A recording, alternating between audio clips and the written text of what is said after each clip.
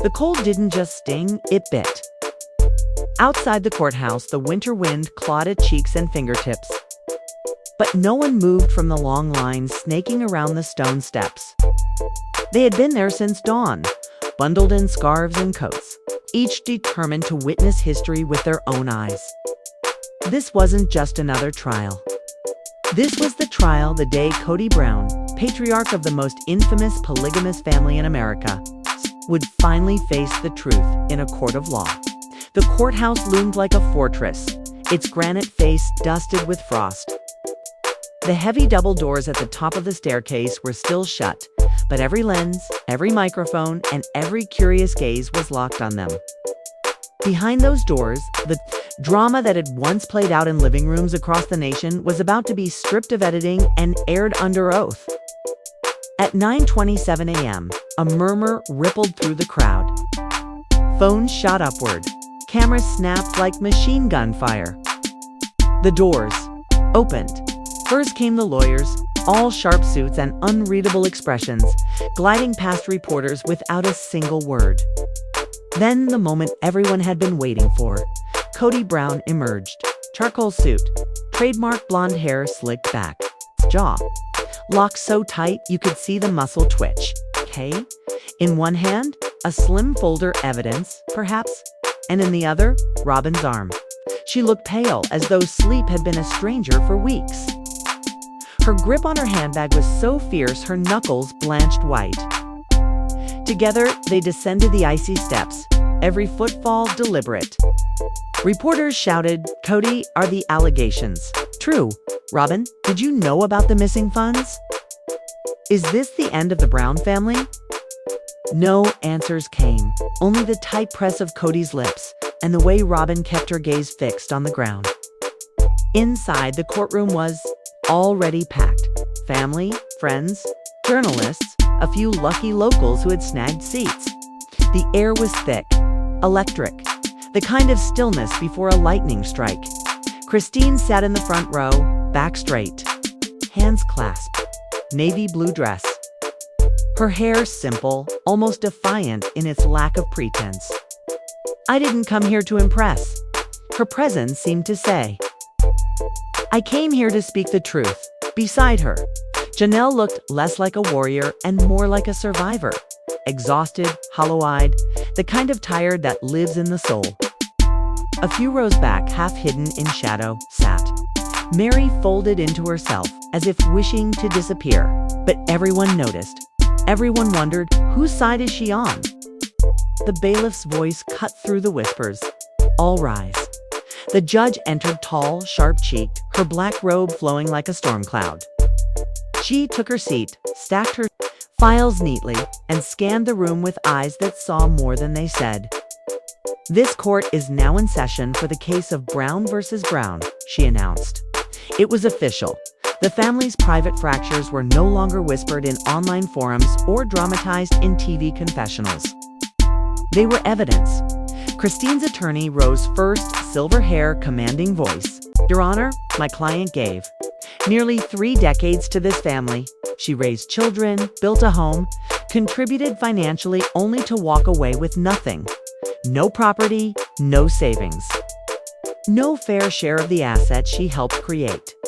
Kody twitched in his seat.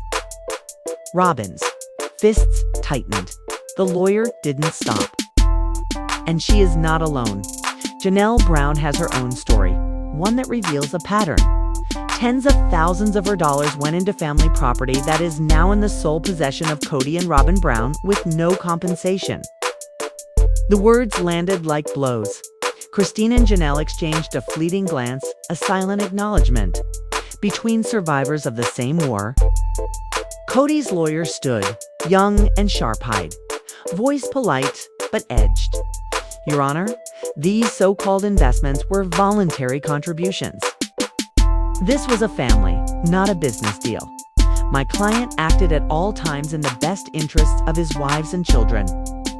Any claims to the contrary are attempts to rewrite history for personal gain." Christine tilted her head ever so slightly, as if to say, "We'll see about that." The judge's gavel cracked once, sharp as thunder. We deal in facts here, she warned, not drama. But everyone in that room, from the attorneys to the last spectator in the gallery, knew this wasn't just a legal battle. It was the public dissection of the Brown family's empire. And the first blow had just been struck. Christine's eyes narrowed, though her expression stayed controlled. These were not new accusations. She had heard them before, each one twisted to make her sacrifices sound like favors instead of part of a shared life. The opposing lawyer pressed on, and, Your Honor, let me point out, the property in question was never legally owned. For convenience, as is common in large families, it remained solely under Mr. Brown's name. This was no secret. Everyone knew it. From the plaintiff's side, a voice broke the silence. Low but sharp enough for the press to catch. Understanding doesn't make it fair. The judge shot a look toward Christine. Mrs. Brown, you will remain silent unless addressed by the court. Christine leaned back, hands clasping tightly on the table, her composure returning. Across from her, Robin sat stiffly, arms folded, shoulders hunched. Her head giving the faintest shake whenever the other attorney spoke.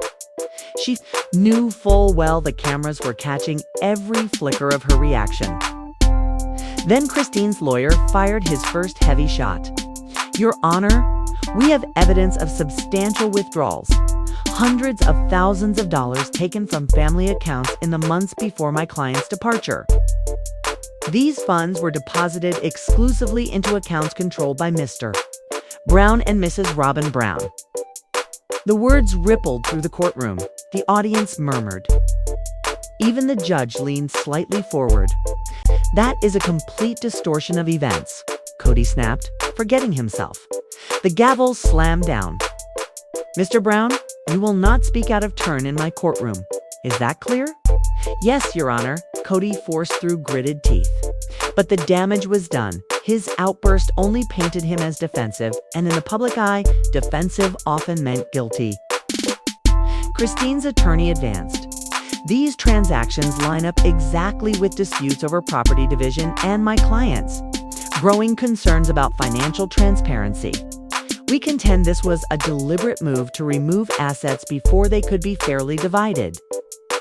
Robin flushed crimson, whispering urgently to Kody, who stared fixedly at the table.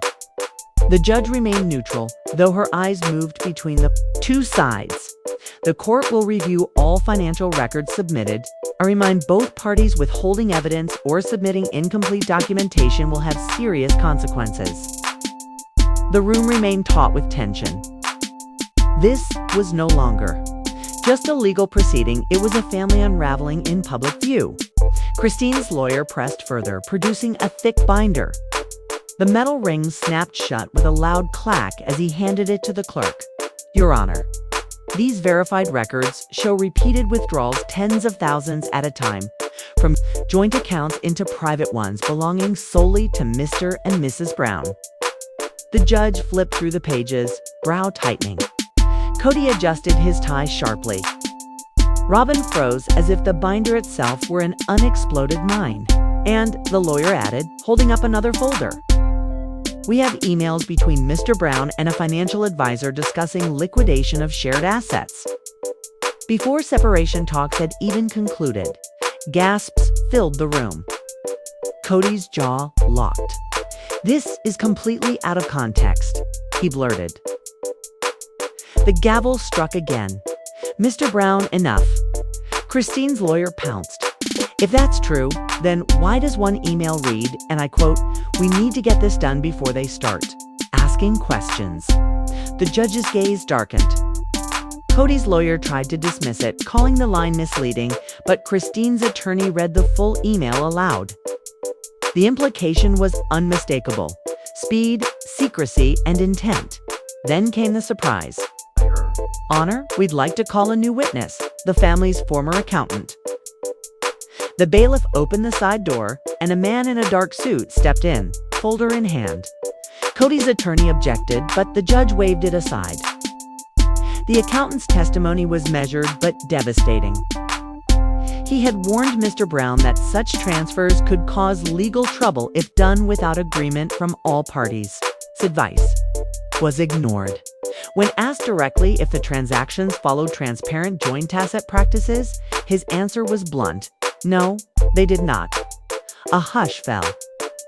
Even in the back row, Mary shifted uncomfortably, eyes fixed on her lap. The judge leaned back, tapping her pen. This testimony will be taken under advisement. Today's proceedings raise serious questions about transparency and fairness. Her gavel struck the bench. Court is adjourned until tomorrow. Reporters surged for the exit, their headlines already forming. The courtroom was a pressure cooker. Every breath felt heavy, every glance carried weight. Christine's gaze sharpened. These were not new accusations, just old wounds dressed up as arguments. They tried to paint her sacrifices as charity, not partnership. The opposing attorney pressed on, voice calm but laced with implication. The property had never been jointly owned, he reminded the court. It was always registered under M. Brown's name for practical reasons, the sort of arrangement large families often make. This wasn't some secret. Everyone in their circle knew. A faint but pointed whisper broke the stillness, slicing through the air just loud enough for the nearby reporters to hear. Understanding doesn't make it fair, the voice murmured. The judge's gaze shifted toward Christine. Mrs. Brown, you will remain silent unless addressed by the court. Christine leaned back, face composed, but her hands gripped the edge of the table like a lifeline. Robin, seated a few chairs away, hadn't spoken once, yet her posture told its own story. Arms locked across her chest, shoulders hunched, head shaking slightly whenever the other side spoke. She knew the cameras were catching it all. Then, Christine's lawyer delivered his opening strike. Your Honor, we have evidence showing that, in the months before my client left, hundreds of thousands of dollars were withdrawn from family accounts. Those funds were deposited into accounts controlled solely by Mr. Brown and Mrs. Robin Brown. A ripple of shock rolled through the room, gasps, whispers, shifting bodies. Even the judge leaned forward. Kody's head snapped toward Christine's lawyer. That is a complete distortion of the facts, he barked, ignoring the judge's earlier warning. The gavel struck sharply. Mr. Brown, you will not speak out of turn in my courtroom. Is that understood? Kody's jaw tightened. Yes, Your Honor, he muttered. But the damage was done. In the court of public opinion, outbursts read as guilt. Christine's lawyer continued, each word landing like a carefully placed blow. These transactions align precisely with key disputes over property division, moments when my client began asking questions about financial transparency. This isn't coincidence, it's timing with intent. Robin's cheeks flushed crimson. She leaned toward Kody, whispering urgently. He nodded once, his eyes fixed on the table. The judge's voice was level but firm. The court will review all submitted financial records. Let me remind both parties, withholding evidence or submitting incomplete documentation will carry serious consequences.